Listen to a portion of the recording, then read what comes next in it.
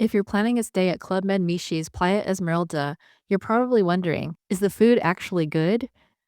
After eating my way through the restaurants for a week, I found some meals I would genuinely recommend and a few I personally wouldn't order again. So in this video, I'm breaking down the best meals and what's not worth the calories. Let's get started. Coco Plum Beach Restaurant. Coco Plum is the resort's beachside restaurant where you can order from a menu or combine your meal with items from a large buffet area. And this is where I had the best meal of my entire trip. At Coco Plum, not only can you serve yourself from the buffet, but you can also view a menu of breakfast, lunch, and dinner items on your phone using the QR code found on your table. Simply give your order to the waiter. If you're sitting outside near the beachfront, you'll be given a printed menu to order from. I'm not sure why this is, so if you know, feel free to leave a comment down below. My first meal here was for lunch, and I ordered fish of the day, salmon, served with rice, avocado, and a chef's mango sauce. The salmon was perfectly cooked, tender, moist, and not overdone. The mango sauce added just enough sweetness to balance the richness of the fish without overpowering it.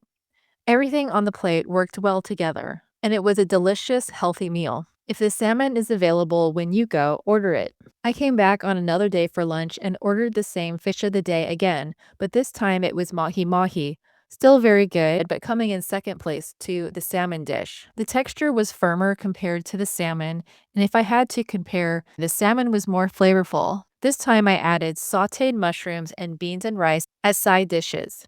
The mushrooms were savory and well cooked, but a bit too salty for my taste. The beans and rice were also a little salty, but they were surprisingly one of the best side dishes, along with the mushrooms I had at the resort. Inside Coco Plum, there's also a buffet. One of the guests in my party had the ceviche and really enjoyed it. Breakfast at Coco Plum. For breakfast, I tried pancakes and an omelet. They were honestly average to slightly below average compared to how strong lunch and dinner are here.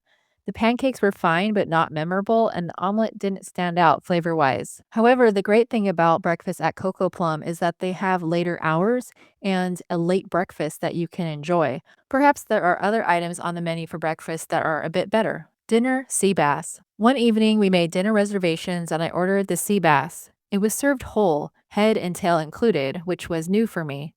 Once I got past the presentation, fish itself was very soft and flavorful. The sauce was heavier than the lunch dishes, though, and was served directly on the fish rather than being on the side. The fish was good quality, but I preferred the presentation of the fish plates at lunch. I also liked that the fish choices rotated and that the sauces also changed based on the preference of the chef. Also at dinner that night with the sea bass, I had a cold shrimp appetizer.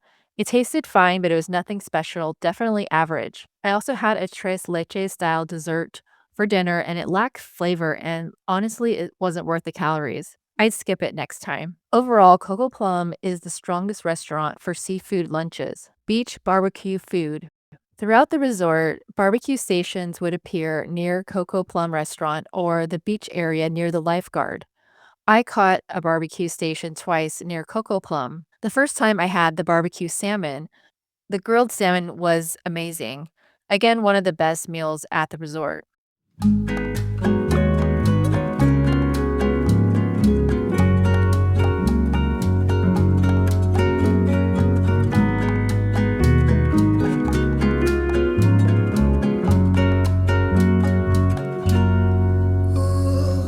Another day, I caught the barbecue at Coco Plum and I tried a hamburger. You can customize the toppings, which was fun. It was good, above average for the resort, and solid vacation comfort food. I would have the hamburger again. And one fun moment at one of the barbecues, someone was chopping fresh coconuts with a machete and handing out a whole coconut along with the straw.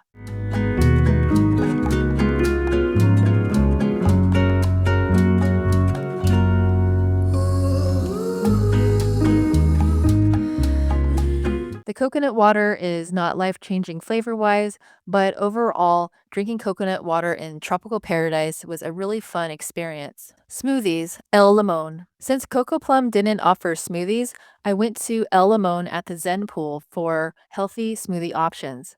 I tried mango and strawberry smoothies, which were both consistently good. They tasted fresh with real fruit and not overly sweet.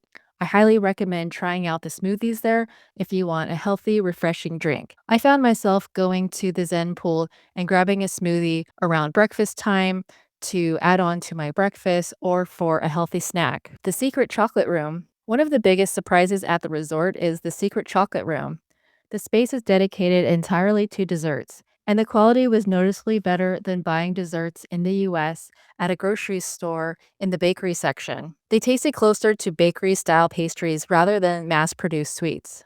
It's definitely worth visiting at least once, and it's fun for children and adults alike. I found myself going back to the secret chocolate room a second time as it's open twice during the week, and on the second time, I had once again marshmallows dipped in the chocolate fountain. Marshmallows dipped in the chocolate fountain was the best dessert that I had in a secret chocolate room, followed by this cake windmill pastry that surprisingly had a lot of flavor to enjoy. Ratings. If I had to rate it, dessert quality, I'd give it a 9 out of 10. But the experience itself, a full 10 out of 10.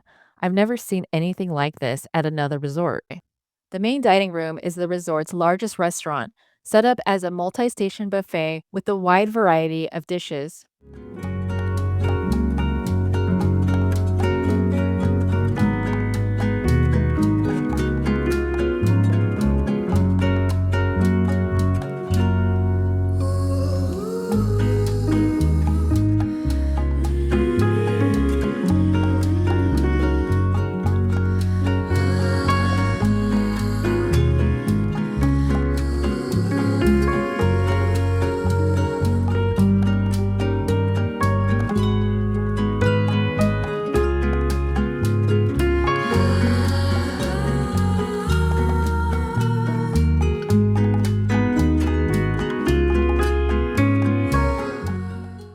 Many dishes here are pre seasoned and served with sauces.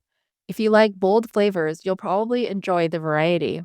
The foods I returned for included the fresh fruit stations, guacamole, packaged yogurt, cranberry breads, and vegetable pizza without cheese, which was surprisingly flavorful. These were the choices I came back to throughout the week. For hot entrees, there were multiple rotating meat dishes and several hot food stations. Quality here was very good, though I found fewer standout seafood dishes compared to Coco Plum. Vegetarian options existed but were very limited. If you're looking for vegetarian options, they're actually located across from the dessert table, and usually there's at least two being served. For breakfast items at the main dining room, small crepes were available.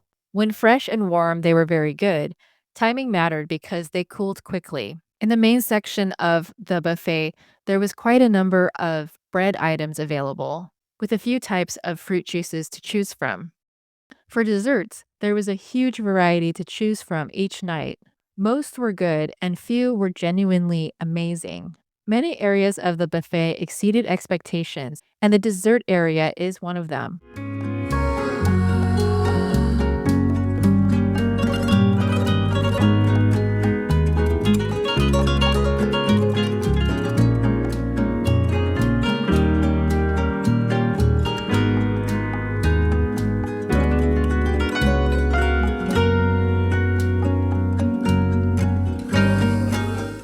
The coffee shop.